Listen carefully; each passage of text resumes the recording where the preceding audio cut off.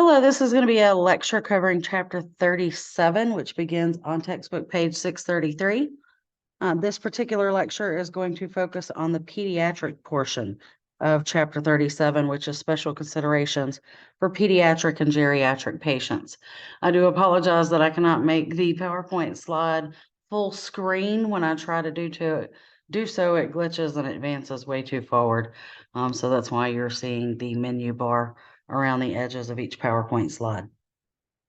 So I'm going to begin on textbook page 633 with the introduction there for chapter 37, which says providing medical and pharmaceutical care for the younger set and for older patients is a bit more challenging than caring for adults who need medications. Drug dosing is different for children than adults and carries the same responsibility for accuracy and attention to detail when filling prescriptions for this age group. For older adult patients, there is often more concern about side effects and how well the drug is tolerated by them. These two age groups need extra care and consideration when it comes to pharmaceutical services and care. So I'm going to go ahead and advance over to page 634, and we will begin with our focus on pediatrics.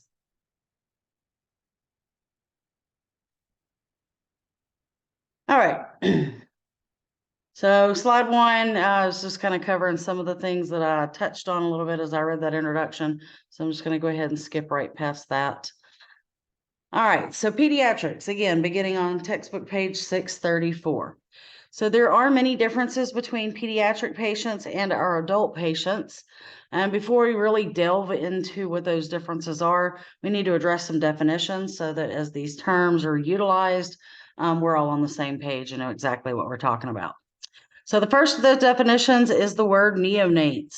So when we're talking about neonates, we are talking about individuals that are from newborn babies up to from birth up to 1 month of age. So newborn at birth to 1 month of age are your neonate group. Infants are individuals who are aged 1 month to 2 years old. And when we start talking about a child or children, we're talking about individuals who are between the ages of 2 and 12. And generally, once they are older than 12, we begin referring to those individuals as adolescents. So we're going to talk first about the pharmacokinetic processes that occur within these younger individuals.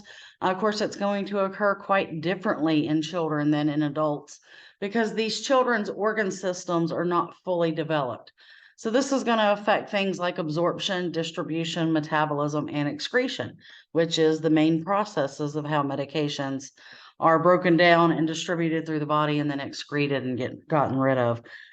So we have a lot of differences that we need to keep in mind when we're talking about this age group. So we're going to get into the pharmacological differences in pediatric patients, and that's a subheading there on page 634. So again, these individuals are going to, of course, be lighter in weight, neonates and infants compared to adults, considerably lighter in weight, right? And therefore, they are usually going to require a reduction in the amount of medication that is administered. So some other considerations that may affect the dosage would include drug absorption. And when we talk about drug absorption, we're talking about the process by which drugs enter that bloodstream. So with our pediatric patients, they have a much smaller skeletal structure, and that is going to affect the absorption of medication just as much as their overall weight. These pediatric patients, neonates, infants, they also have limited physical activity. This means that there is less blood flow going to their muscles. So things like intramuscular injections are going to be absorbed more slowly, and they also reach the bloodstream later than they would in an adult. Slower absorption also increases the risk of muscle and nerve damage with an intramuscular injection, because again, that medication is just going to sit there at the injection site a little longer, again, because of that decreased blood flow and decreased mobility. Neonates also have thinner skin. So if we're talking about a topical medication, these are generally going to be absorbed more completely and more rapidly into their systemic circulation. Again, just because there's not as many layers, and the layers that are there aren't built up like they are in an adult patient. So this may cause unexpected or enhanced drug effects that are not usually seen within an adult patient. Also, oral medications. Of course, your neonates are going to have less acidic pH in their digestive system. So this can lead to decreased bioavailability and sometimes lower blood levels of the drug. Their liver function and blood-brain barrier are also still very immature in these neonates, infants, your pediatric patients. So therefore, they may have decreased distribution of lipid-soluble drugs. These younger patients also have a higher percentage of water within their bodies. Thus, water-soluble drugs may cause lower medication concentrations because they're more diluted within that body water. And pediatric patients also have fewer plasma proteins. This means that more drug remains unbound or free within their body. So only unbound medications actually exert a drug effect. So the pediatric patient may have more active drug within their bodies, thus causing enhancing of the drug action and possibly even producing an overdose in these individuals. Also, diarrhea and vomiting are going to be of particular concerns with our pediatric patients. Diarrhea and vomiting may cause them to become more quickly dehydrated. And when dehydrated, a child's body retains more of the drug in their organs. So those drug effects and concentrations are thus amplified. Drug metabolism is also altered, as we mentioned at the beginning of this lecture for this particular age group. So metabolism is the chemical alteration of a drug or other substance by the body. So when we're talking about metabolism, we're talking about what the body is doing to that drug once it's introduced into our systems. Excretion is how the body eliminates the drug, so that we rid our bodies of that drug. And our liver and kidneys are the main organs that are involved in excretion. So when we're talking about these pediatric patients, those organs are not yet fully developed. This is going to result in a slower metabolism and excretion for these individuals, meaning that that drug is going to stay in their body longer. So pediatric patients are at risk of drug accumulation and even possible toxicity, just because that drug's hanging out in their body longer. If they haven't rid their body of enough of the medication and the next dose is due, we start running into some problems there. So children between the ages of 2 to 12 metabolize certain drugs more rapidly than adults, increasing over time. Examples of these types of drugs would include valproic acid, which is for seizures, and clindamycin, which is generally used for skin and respiratory infections. So medications that contain benzyl alcohol should be avoided for neonates because the alcohol can reach toxic levels. And I'm not real sure why we would be prescribing a benzyl alcohol product to a neonate, because if you don't already know, most benzyl alcohol containing products are generally reserved for acne medications. And most neonates are not really dealing with acne. Sometimes they will have a little bit of what looks like pimples on their faces, but those are not actually pimples. It's a result of being in that amniotic fluid, right? So it's caused the skin to be, from sitting in the moisture so much, it causes those little pustule looking pimple-like things on some babies' faces, but that goes away within a couple of days after they're out of that fluid and they're not sitting there with their bodies just overly hydrated all the time. Older infants are actually going to absorb items such as phenobarbital and some pain medications too rapidly. Thus, they're going to need a larger dose and more frequent doses for the desired effect. Be careful with steroids in these younger patients because they can actually stunt the growth of the patient. And tetracycline, which is an antibiotic product that is getting harder to find on the market. I think they're trying to slowly phase that one out. But that medication can actually stain a young patient's permanent teeth.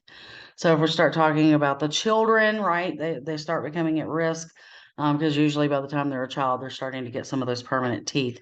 Tetracycline can also affect bone development. So it needs to be used with caution and care whenever we're talking about these younger patients. There is a workplace wisdom box regarding compounding on textbook page 635 that says, as a pharmacy technician, you will sometimes need to compound formulations. This involves using a drug formula or recipe and special equipment to create a patient-specific product. Sometimes the medication is not available commercially, or the dosage form available is not appropriate for the age of the individual. A pharmacy technician can help ensure that a pediatric patient completes the entire course of therapy by adding flavoring to a bad tasting medicine to make it more palatable to the child. On the bottom right-hand side of textbook page 635, there is also a info box labeled over-the-counter cough and cold products, letting you know that the FDA recommends that OTC cough and cold products should not be used for infants and children under the age of 2. And they made this decision because serious and potentially life-threatening side effects can occur. Also, a lot of times with those over-the-counter medications, people tend to self-diagnose and self-treat, even with their own children. So by removing those directions from those packages of those cough and cold products, people are now having to seek the clinical advice of a pharmacist or their pediatrician, somebody with medical background and knowledge, right? So now we're going to move on into pediatric medication administration. And this is at the bottom left of textbook page 635. So those workplace wisdom box and the info box that I read kind of go in or coincide with the information that we're about to cover here. So compliance is what we term as an individual following the doctor's prescribed regimen of a medication therapy. And that compliance can be affected by the dosage route and the form, especially when we're talking about these youngsters. So liquids are going to be commonly used because the colors and flavors can be added. With those additives, we can, if something tastes bitter, they have bitter reducers that we can add. There are sweetening enhancers. And of course, then we can flavor it up on top of that, right? We've got bubble gum, cotton candy. There's all kinds of grape, cherry. There's all kinds of fruit flavors usually for these kids. And we get into it in another chapter, but most of your youngsters are going to prefer sweet taste. Whereas when you start getting into your geriatrics or your older patients, most of those are going to prefer more bitter taste, like coffee, licorice, even chocolate's considered to be a bitter flavor. Also, tablets and capsules are going to be hard for small children to swallow and just downright impossible if we're talking about a neonate or an infant, right? You try to give a neonate or an infant a solid tablet or a capsule, odds are they're probably going to choke on it more than anything, which is not what we want either. So we do have some formulas for determining dosage that may be based on the patient's weight or the age, so that whenever we may have to consider doing compounding, these dosage calculations can assist us in figuring out the correct dose to provide to the patient. So as stated from that info box on the bottom right of page 635, over-the-counter medications may not have dosing instructions for pediatric patients because those dosage questions should be referred to the pharmacist or their pediatrician. So the dosage calculations they were referring to determine pediatric dosage are commonly referred to as Young's rule, which is a formula that is based on the age of the patient, and Clark's rule, which is a formula based on the weight of the patient. These rules may not result in the same outcome. They actually usually do not result in the same outcome. Every once in a while, we'll hit a strength for an individual that lands just right, or it does work out so that they get to do, you get the same answer out of both formulas, but generally not. And also these formulas are kind of sort of being phased out. There are more accurate formulas based on an individual, how many milligrams are recommended from the manufacturer per kilogram of body weight of the individual per day. So we'll address that in a later chapter. However, we do still look at Young's rule and Clark's rule because they are on the national exam. We want you to do well on that exam and be the best pharmacy technician that you can be. And that is why we address those formulas. And especially so within this chapter because we're focused on this age group.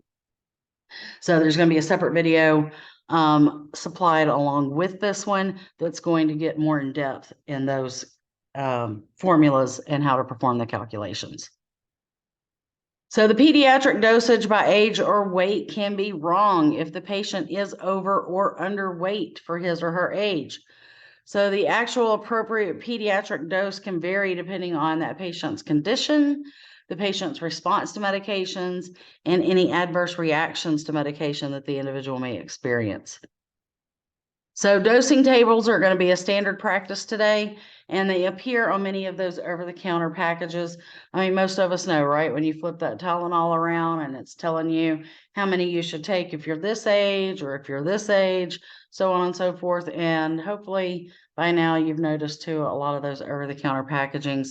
Once these individuals hit 12 years of age, the reason why I didn't give you the definition for adolescent in the PowerPoint slides is because generally once they hit 12, most of those instructions start saying for the adults and children over the age of 12. So around the age of 12, we start dosing most of these people, much like we would an adult based on their weight still to some degree. But their bodies have developed at that point enough that we can kind of sort of begin addressing that. And so again, there is going to be a separate video addressing Young's rule and Clark's rule and how to work those calculations. So moving on to poisoning on page 636 of the textbook. So the National Poison Data Systems, or NPDS, reports that out of nearly 2.5 million human exposures to potentially toxic substances reported, more than half of those occurred in children under the age of 6. This is things like getting hold of those Tide Pods, getting hold of your cleaners underneath the counters, cosmetics, and pretty much anything else. So they have also reported that some of the most common substances, nearly 1/3 of all child poisonings, occur from cosmetics. Analgesics, that's your over-the-counter pain relievers, and household cleaners. Of course, analgesics, there are some prescription ones as well. Hopefully we're keeping those prescriptions where the little ones can't get to it. Also, cough and cold medications can be poisonous at certain doses and levels for these younger patients. Toys or foreign objects, not so much poisoning with toys or foreign objects, but I could see where obstruction of the airway gets to be a big problem with those items. Also topical preparations, because again, their skin is much thinner. Vitamins, antihistamines, pesticides, and plants. So we got to be careful with how much antihistamines we administer and what sort of plants are around these youngsters. And of course, hopefully most of us already knew that we should be watching our pesticide use around children. So among the substances most highly toxic to children include sulfonylureas, which are generally antibiotics, antihistamines, benzocaine gel, which is real popular for acne, beta-adrenergic antagonists, which is usually used for blood pressure, and calcium channel blockers, which is also used for blood pressure and or heart issues. Camphorated oil, such as like camphophenique, can also be highly toxic to children. There is a prescription diarrhea medication that's supposed to help stop the diarrhea called diphenoxylate with atropine. That can be highly toxic to children. Methyl salicylates are also toxic to children, as are opioids and tricyclic antidepressants. I had shared with the class, I have a friend who is in charge of her 4 grandchildren. One of those 4 grandchildren about 2 weeks ago messed around and rolled off the top bunk of his bunk bed. Actually, I don't even think he rolled off of it. I think he stood up and walked off thinking he was already on the floor and he was going to go to the restroom in the middle of the night. And when he stepped off of that top bunk bed the way that he did and fell and hit the floor, he broke his collarbone. But because he's only 7 years old, he can't have the opioids that they would have prescribed to an adult for a broken collarbone. Instead, they sent this child home in a sling and told my friend to give him Tylenol for the pain. And he seems to be handling it okay as long as he keeps it immobile. Of course, if he starts trying to move it around too much, it does become painful for him, as one could imagine. But that's just one example of a scenario where a pain medication would be used for an adult, but not necessarily for a youngster. So we have interventions for when these poisonings do occur. Gastric decontamination is preferred and sometimes the only intervention method available, depending on the situation. So gastric decontamination is going to involve gastric lavage. That's where they're pumping the stomach, is how we usually hear that referred to. And then they will pump in activated charcoal to absorb any of the poisonous material that was maybe clung to the stomach lining or the walls of the stomach. So they'll pump in that activated charcoal to absorb up any leftover medication that's not removed from the stomach pumping. Sometimes they may even also utilize a whole bowel irrigation just to totally flush whatever the poisonous substance is out of the patient's system. There used to be a product called syrup of Ipecac. It was available over the counter, but it is no longer used because it actually increases the risk of adverse outcomes in most cases. But you'll still see and hear some older grandparents and things show up into a pharmacy looking for this particular product. They like to keep it on hand because back in the day, if you suspected your child had gotten hold of something or ingested something that they should not have, you'd give them that syrup of Ipecac and it would induce vomiting. But again, that is no longer being used for that purpose because of the increased risk of adverse outcomes. So we're going to look next at common childhood illnesses, and this begins on textbook page 637. We do have an info box there on the National Capital Poison Center hotline on the left-hand side of textbook page 637 says that the Poison Center hotline, which provides free assistance and guidance on exposure to potentially toxic substances, is available 24/7 at 1-800-222-1222 for both parents and healthcare providers. Sometimes people will show up at your pharmacy with issues and you may have to utilize this number, or if they call you on the phone, you can refer them out to dial that line. And the Poison Control Center can tell you what steps or tell the individual which steps should be taken immediately as soon as the ingestion occurs, while you try to get to advanced care providers or while you're waiting for advanced care providers to get to you. They will provide some guidance on what can be done, what treatments are necessary, and sometimes they're able to resolve the entire issue without the patient having to necessarily seek medical attention. However, unfortunately, a lot of times they do wind up still needing to follow up with advanced care providers. So nearly 2/3 of poison center calls are able to be treated safely at home. So as I said, they're able to provide guidance on a lot of what to do's in these situations. And of course, they do also have a website if you need more information on the National Capital Poison Center, or for additional resources, you can visit their website at www.poison.org. And on the right-hand side of textbook page 637, there's another info box. That one is labeled household teaspoons. And that one is just telling you that common household teaspoons are not accurate enough for measuring medication. That is why pharmacies generally are going to provide that patient or their caregiver with an oral syringe, a measuring dropper, or a calibrated cup when we are dispensing the liquid dosage forms. And if you have picked up any medicines for pediatric patients over the last year or two, you'll notice a lot of these pharmacies these days gotten where they don't even ask you if you need something to dispense the medication. They're just providing it with those medications. And again, it's to make sure you're not using the utensils out of your utensil drawer at home. We do a lab when we get into the math module where we compare that utensil drawer teaspoon to a measuring teaspoon, and there is actually a difference. And with some of these medications that have a narrow therapeutic index, or they're labeled as NTI drugs, those little bitty variances can make a big difference with those types of drugs. So moving on over to page 638, there is figure 37-3. That is the recommended immunization schedule for persons aged 0 through 18 years of age. Now, this chart, unfortunately, even though this book is copyright from 2020, this chart came from the 2013. I'm sure it has been updated since then.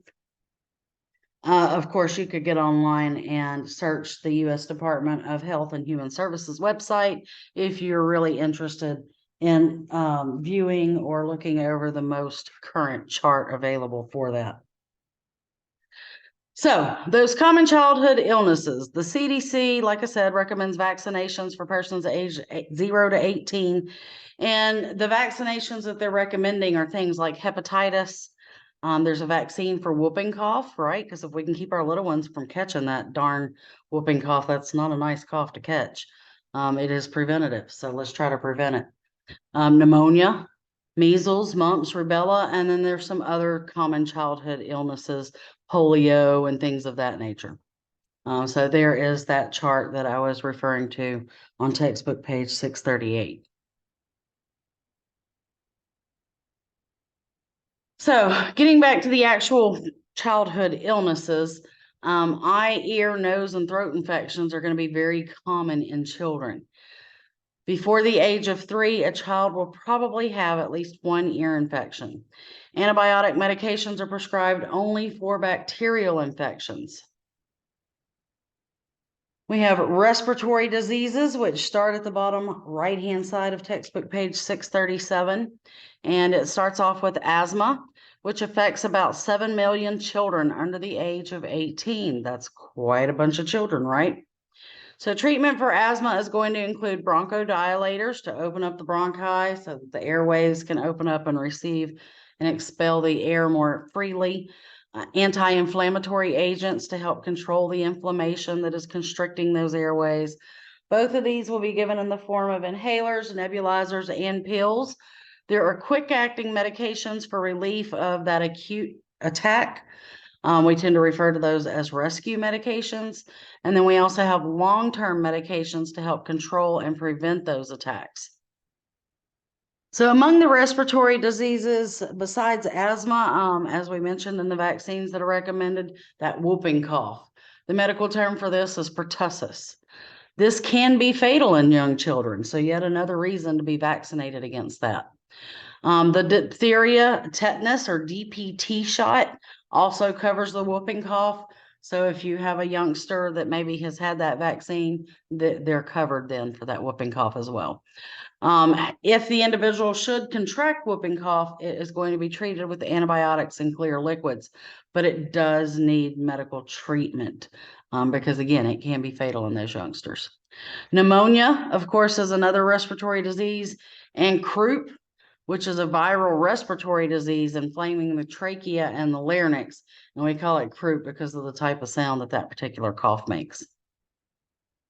Jaundice is a cardiovascular and blood disorder, and these begin on the right-hand side of page 639 under figure 37-4. So 50% of newborns develop jaundice within the first 2 to 4 days after birth. And the only treatment for jaundice is phototherapy. They will put the individual under a bilirubin light with some eye goggles so that the light does not harm their vision.